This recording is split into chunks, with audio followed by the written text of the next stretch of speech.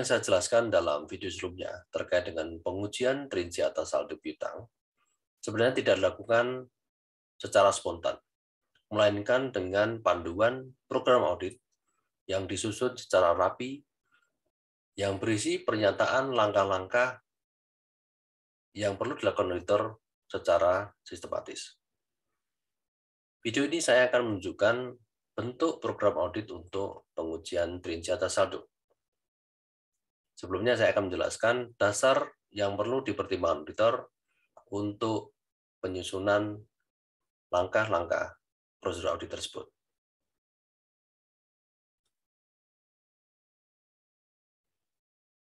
Untuk mengembangkan program audit untuk pengujian terinci atas saldo, auditor harus mendasarkan diri pada Evidence Planning Worksheet yang disusun sejak fase pertama. Evidence Planning Worksheet ini menggambarkan mengenai hasil penilaian auditor untuk risiko audit yang dikaitkan dengan setiap tujuan audit. Di sini nampak di kolom, di sana ada 8 tujuan audit terkait dengan saldo, mulai dari detail tie-in sampai ke right atau hak. Dan di sebelah kiri, itu terdapat baris yang menunjukkan tahapan hal yang dilakukan auditor mulai dari penentuan acceptable audit risk sampai penentuan audit evidence untuk pengujian terinci atas saldo.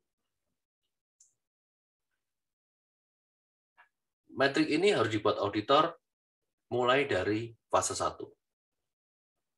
Jadi di sini menggambarkan ketika auditor diminta untuk menentukan acceptable audit risk, maka untuk setiap tujuan audit untuk saldo, di situ diisi seberapa tinggi atau seberapa rendah risiko audit yang dapat diterima untuk setiap tujuan. Di sini contohnya misalnya mulai diisi, kebetulan ini isinya medium semua, ya. Dan tentu ini ada pertimbangannya.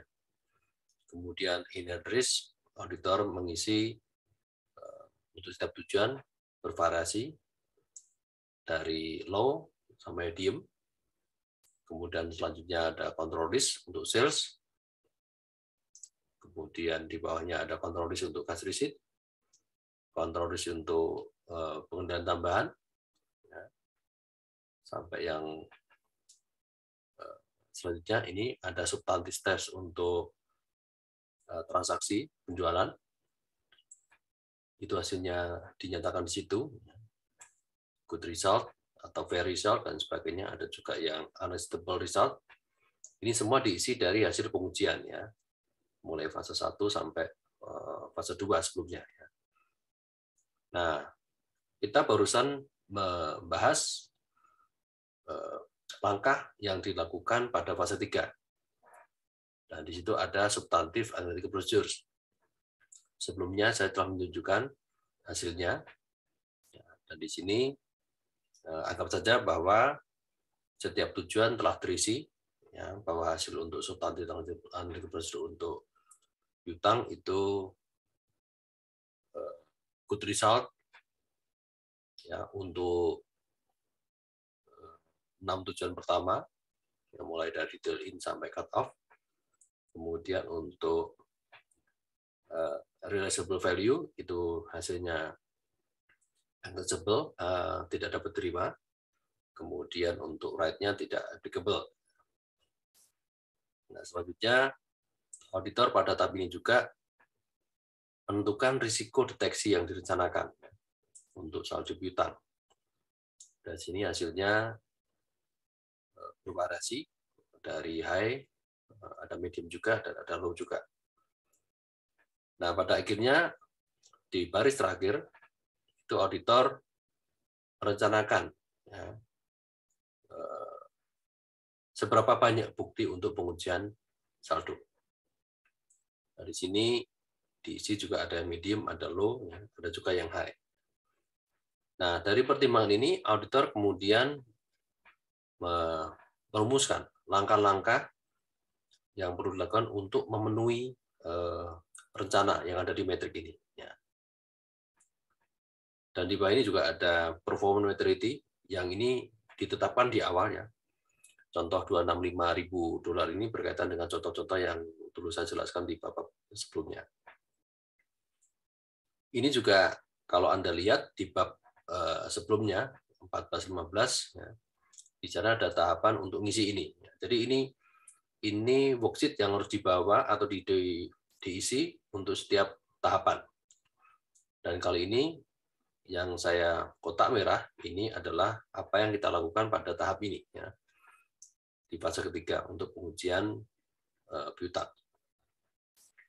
Nah, atas dasar ini kemudian auditor dapat merumuskan langkah-langkah ya, yang perlu dilakukan untuk mengedres atau merespon setiap bukti atau setiap tujuan ya yang dicantumkan dalam 8 kolom ini. Nah, ini rumusannya. RS memberikan contoh seperti ini. Ya. Jadi cara merumuskan untuk program auditnya, pertama ada 2 kolom di sini. Kolom pertama berkaitan dengan tujuan audit terkait dengan saldo. Kolom kedua, prosedurnya seperti apa.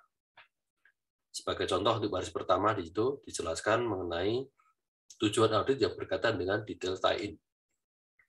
Itu kesesuaian antara angka saldo dengan bukti-bukti atau mungkin file-file induk ya, master file ya, yang mencatat piutang. Nah, di sana di kolom 2 terlihat di situ untuk mencapai tujuan ini, maka yang perlu dilakukan auditor adalah 3 hal. Pertama di situ ditulis bahwa auditor perlu memperoleh piutang ya, trial balance untuk piutang ya, neraca percobaan untuk piutang dan melacaknya ke buku besar. Ini sebenarnya sebelumnya sudah saya jelaskan. Jadi sebenarnya apa yang dilakukan auditor yang saya jelaskan tersebut tidak terlepas dari dokumentasi ini. Jadi sebenarnya itu bukan sesuatu yang spontan, tetapi memang sudah direncanakan. Ini sudah saya jelaskan. Dan ini ada tanda angka 1 dalam kurung ya, yang nanti ada kaitannya dengan bagaimana kita menyusun ini menjadi sebuah naskah program audit yang mudah dibaca, begitu. Kemudian yang kedua prosedurnya adalah auditor diminta untuk menggunakan software audit ya untuk voting, untuk menjumlahkan ke bawah dan cross vote ya, cross voting menjamah ke samping untuk saldo di neraca percobaan. Itu ada di langkah 2 ya, dalam kolom 2. Kemudian langkah ketiga, auditor diminta untuk melacak 10 akun ya, dari trial balance atau neraca saldo ke akun yang terkait di master file. Nah, ini dirumuskan ya untuk setiap tujuan auditnya. Makanya kalau Anda lihat di sini, desain ini sampai mencantumkan langkah-langkah untuk memenuhi 8 tujuan audit terkait dengan piutang. Nah, Anda bisa baca di Ernst ya, di bab 16 mengenai ini. Saya hanya menjelaskan bahwa struktur ini dimaksudkan untuk mendokumentasikan prosedur audit yang perlu dilakukan untuk mencapai tujuan audit terkait dengan piutang. Setelah semua dirumuskan, ya, maka auditor tinggal menyusun program audit yang simple, ya, yang gampang dibaca seperti ini. Di sini jelaskan atau digambarkan ya, program audit untuk pengujian terinci atas saldo itu terdiri dari 15 langkah. Yang pertama, memperoleh neraca saldo untuk akun piutang dan melacaknya ke general ledger atau buku besar. Itu 1. Kemudian 2 dan sampai angka 15. Ini adalah ringkasan ya dari apa yang tercantum dalam tabel berikutnya.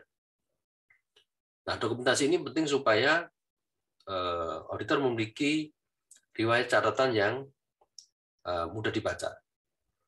Sehingga ketika auditor melakukan ini, auditor tidak lagi berpikir kompleks mengenai tujuan apa yang harus dicapai. Nah, seperti ini. Ya. Jadi sebenarnya program audit itu harus berbentuk pernyataan-pernyataan yang mudah dibaca. Yang prosesnya memang melalui tahapan-tahapan yang diperlukan, yang misalnya dengan buat matrik atau tabel-tabel seperti ini. Nah, Anda bisa baca nanti selengkapnya di buku Ernst ya, di bab 16.